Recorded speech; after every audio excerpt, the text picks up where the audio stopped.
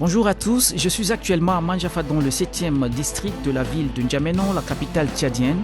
Il y a de cela quelques mois, la télévision Tchad 24 vous a présenté l'état d'avancement des travaux de construction du géant stade.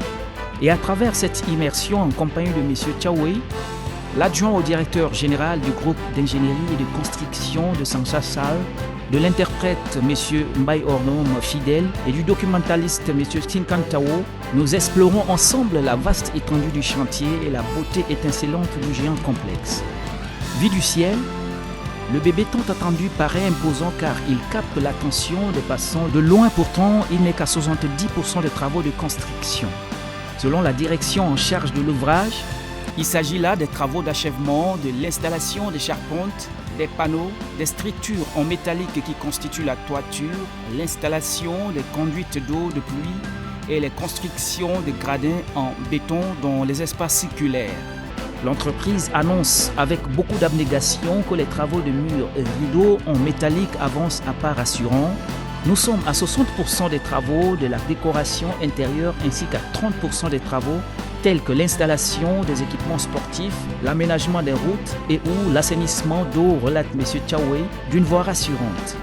Autrement dit, l'avancement des travaux respecte strictement le délai de construction et en fonction des caractéristiques et les exigences du projet. La fin des travaux et la remise des clés au département en charge des sports est fixée au 31 mai 2025.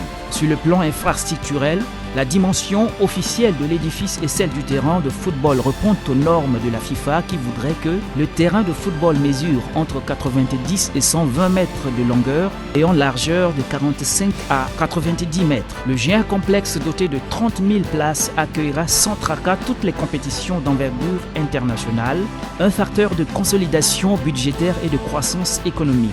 La disponibilité de cette infrastructure éviterait à l'État tchadien des dépenses sur le plan organisationnel telles que les frais de la délocalisation des rencontres, l'organisation des grandes compétitions sur place et ou le rassemblement des sportifs comme il a toujours été le cas à l'approche des rendez-vous importants. Dans cette notion de communauté de destin pour l'humanité, la coopération entre le Tchad et la Chine s'est améliorée de manière significative, sans omettre les entreprises chinoises qui ont favorisé la construction de 1603 km de routes, y compris celles en cours de butimage au Tchad ces dernières années. De nombreux observateurs voient à travers cette construction du stade de Manjafa un symbole fort de l'amitié et de coopération gagnant-gagnant entre la République populaire de Chine et la République du Tchad.